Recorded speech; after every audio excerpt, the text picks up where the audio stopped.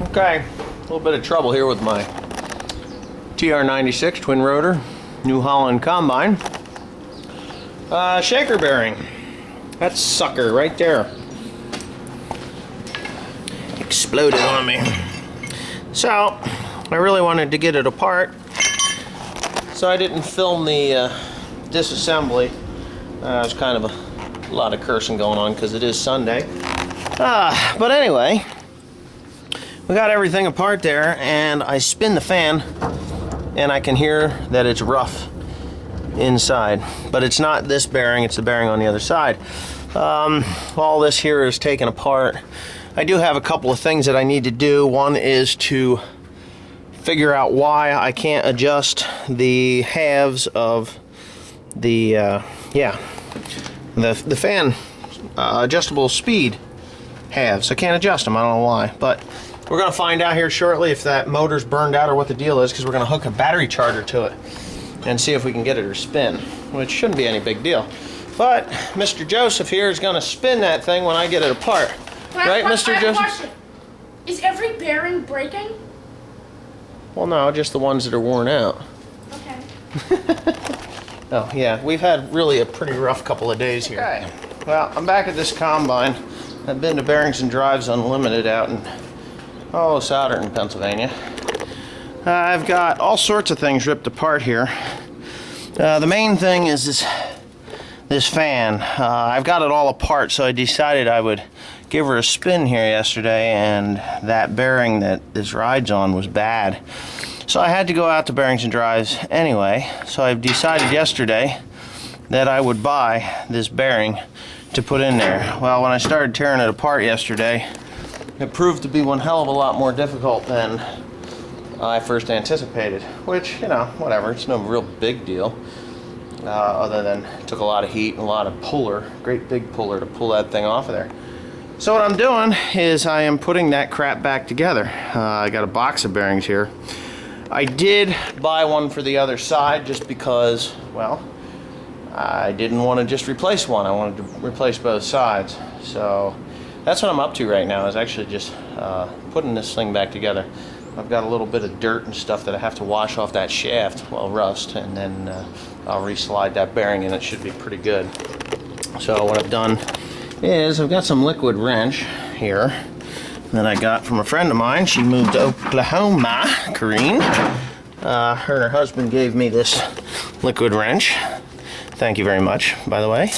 And all I'm going to do is just kind of soak that down a little bit and wipe it off, and that new bearing should slide right on there. I don't think there's any burrs or anything on it. Well, even if there is, just tap it on there real nice and it should be good. So, yeah. I'll just throw some more. I mean, it's just a penetrating oil, but throw that on there and hopefully it all goes on as planned. Yeah, come on, bugger. Yeah. So I'll just tap that thing in place and hopefully, yep, and we should be good. All right, I'll get that in there and then I'll show you what it looks like when it's... I wanted to mention, you know, to tap that thing on there, you really kind of want to be careful, because you don't want to actually break that seal. You break that seal, you might as well just go home, because you've screwed up the entire bearing. So what I'm doing is I'm going to take my old locking collar that I had, and I'm going to slide that on. That's from the other bearing. This is a different style bearing. It has the locking collar right into it. I didn't really want to use that kind, but it's the width of the bearing that's got me concerned as to how well it's going to work. So I ended up with this instead of the style that was on there, because they didn't have it. They could have ordered it in. It was a Fafner bearing. But anyway, so I'm going to put that collar on there, and then I'll tap it in with a hammer and a punch. Just kind of tap, tap, tap, tap, tap, tap all the way around until it seats. And then I'll tighten up the locking screws, and we'll put her all back together. I got her back on there. The bearing, let me grab my light here.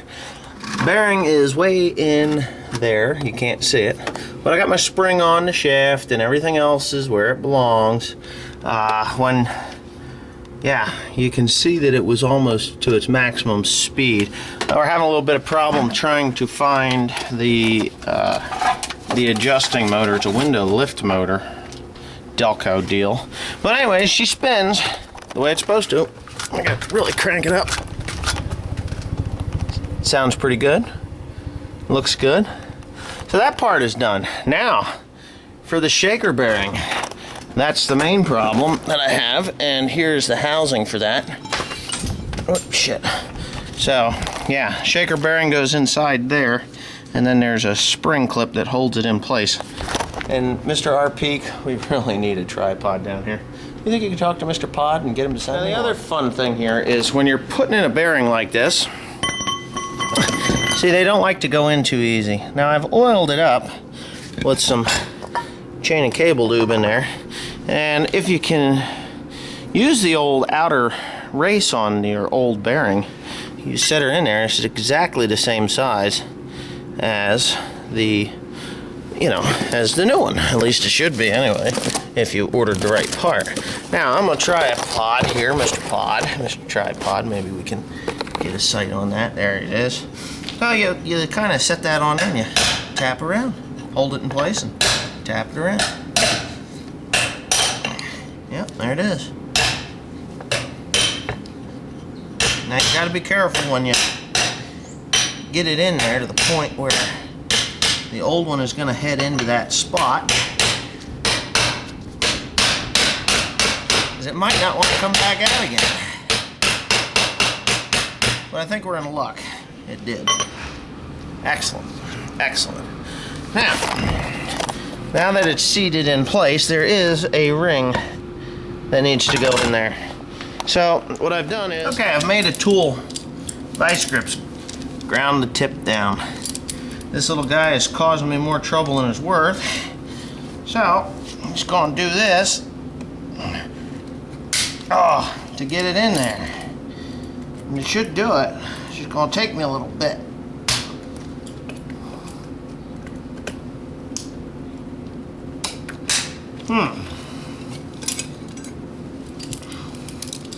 It's just going to take me a little bit, that's all. A little bit of cursing too, I'm sure. But we can always edit that out.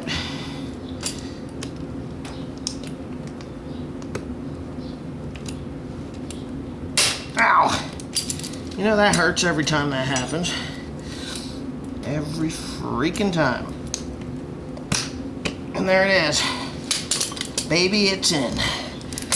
Oh, what a son of a bitch. Give her a quarter current turn more and we should have it slide right in.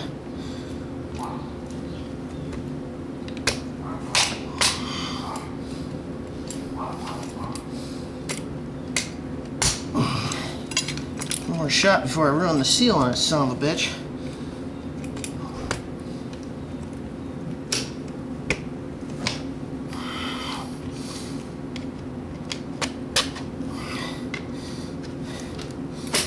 There it is.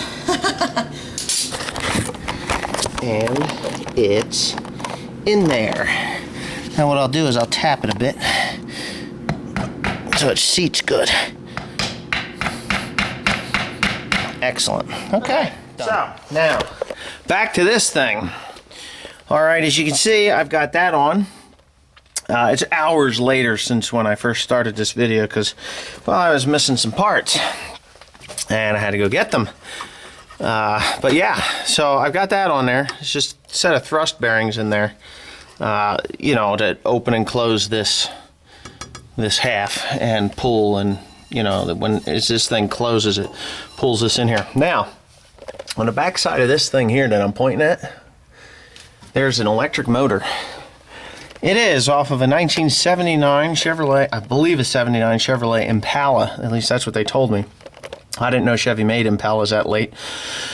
But anyways, that's what it said it was. It's just a window lift motor for your automatic window system.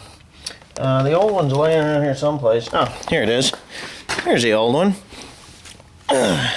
This came from New Holland, obviously. But there it says right there, Delco Products USA.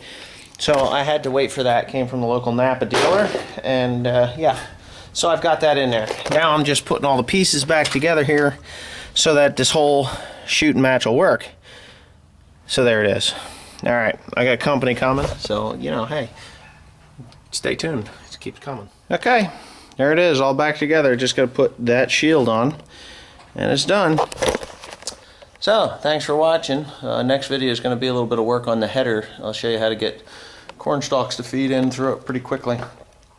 I'm going to weld little metal tabs to the auger, and that'll grab the corn stalks as it comes in, because I got so much trash going to go through this combine over the amount of stuff that's going down.